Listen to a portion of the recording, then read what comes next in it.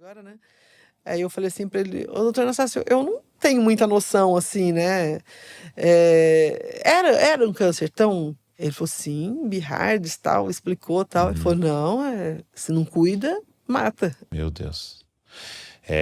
E quando a Val perdeu a gestação, né? A gente teve uma terceira gestação, a Val perdeu. E também esse período que a Val passou assim na depressão e tal. Eu lembro que o pastor Paulo Borges falou comigo uma coisa que marcou muito a minha vida. Assim. Ele falou assim: o desafio do ministério é que muitas vezes Deus quer que você passe por dentro daquilo que Ele quer que você ministre, né? Deus quer que você pregue numa posição muito mais de testemunho do que de aula, né? E você poder falar: eu sei o que está passando, eu sei o que é isso que está acontecendo, né? Que Jesus é esse, né? Que passou por todas as coisas para poder se identificar com a gente e falar: eu sei o que está passando, né? Eu sei as suas dores. E é isso mesmo. E é interessante que eu já ouvi pessoas falar assim, mas não é muita maldade Deus permitir que você tenha um câncer para. Eu falei: mas e ele? É muita maldade. Né? E ele? O que ele passou para que a humanidade fosse o que é hoje, né? Para que nós fôssemos salvos, né? Para que nós pudéssemos ser salvos e tal. Então, assim, o trabalhar de Deus é só Ele mesmo. Né? E é uma maldade se você não tem a perspectiva da eternidade. Então, assim, se a gente pensar numa conta, né? Eternamente nós teremos nosso corpo glorificado, seremos perfeitos, viveremos com Ele, que não há mais câncer, dor, choro. O que é 80 anos, 60 ou 50 então, ou um câncer e tal, diante da eternidade, né? Então, se você tirar a eternidade de jogo, aí fica esse negócio sem sentido, né?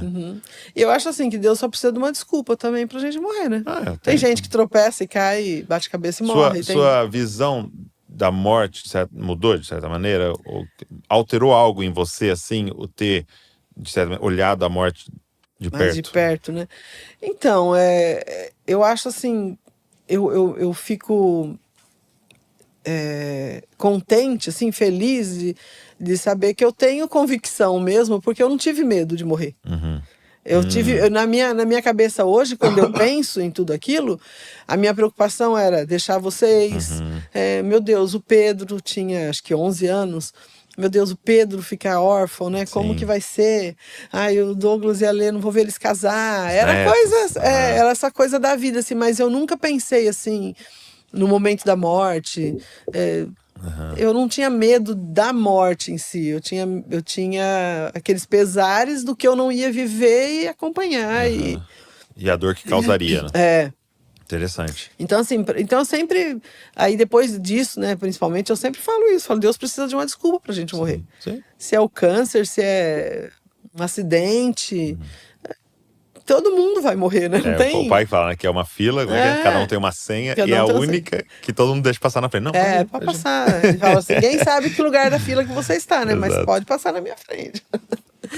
Poxa, mãe, obrigado. Nossa, obrigado por ouvir também da sua perspectiva, né? Foi da mudança para Bragança, né? Que foi, assim, uma mudança bem traumática. Mas, assim, a história que eu tenho na minha cabeça a pergunta é: vocês já tinham, assim, a ideia de mudar a Bragança? A gente morava em Santo André, eu tinha uns 6 anos de idade, né? Quando a gente mudou, né? E aí a gente quer contar como é que foi essa mudança. Mas você já tinha a ideia de mudar para Bragança? Na verdade, foi assim, a família do Josué, como nós falamos no começo, meu sogro morreu, eles voltaram para Santo André, casamos e tal, minha sogra voltou para Bragança. Aí preferiu continuar a vida aqui. E aí a gente vinha muito para cá, gostava muito, tudo. Só que assim, não foi nem por só gostar. Deus começou a falar com a gente mesmo. Tinha vencido o nosso tempo lá em Santo André, que tinha um novo lugar e tal, aquela coisa. E nós entendemos Bragança. Só que nós chegamos até a comprar uma casa aqui em Bragança. Num dia nós íamos naquelas férias que você pegou o ônibus, sabe? Que é outra história.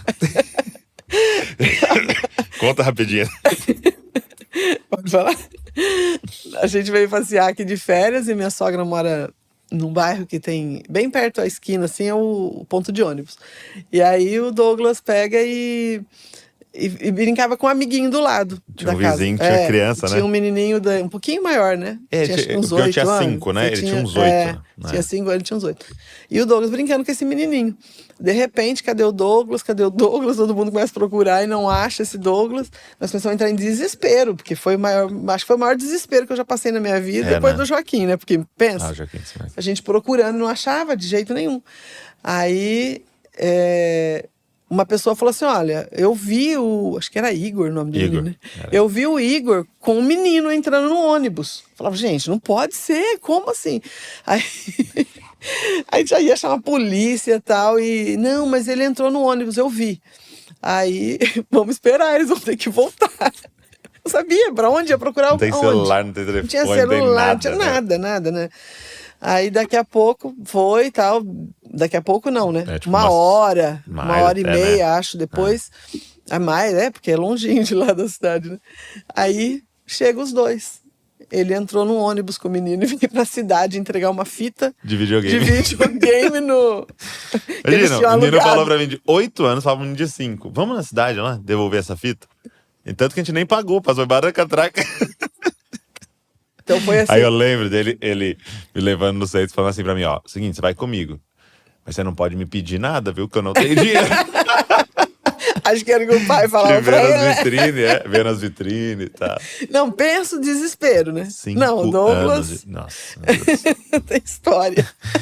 Eu quase morri. E dessa vez que veio, vocês chegaram a ver uma casa. Dessa vez nós íamos de férias, ficar uns dias na casa da avó.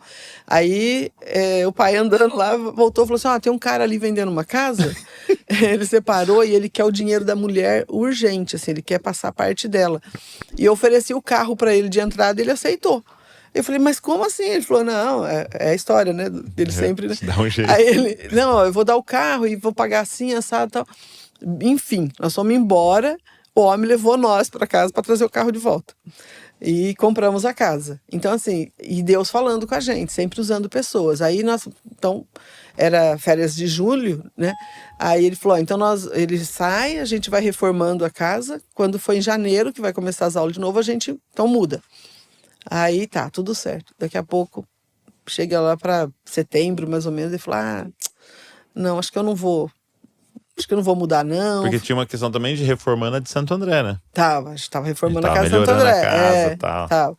Aí ele falou assim, não vou não, eu ficar longe do aeroporto, eu já viajo bastante, muito difícil e tal. Não foi, não veio. E Deus falando com a gente, usando pessoas, assim, sabe, no caminho, a gente viajando de um lugar ao outro e as pessoas falando que tinha chegado o tempo, né, da gente mudar dali, que tinha um novo lugar, uma nova cidade, não sei o que e tal. E aí eu falava, bom, Deus já deu a casa, né? Aí ele vai e vende a casa. Falou, não, vou vender a casa, vou comprar um carro, não sei o quê. Vendeu a casa e comprou um carro novo, semi-novo, né? Aí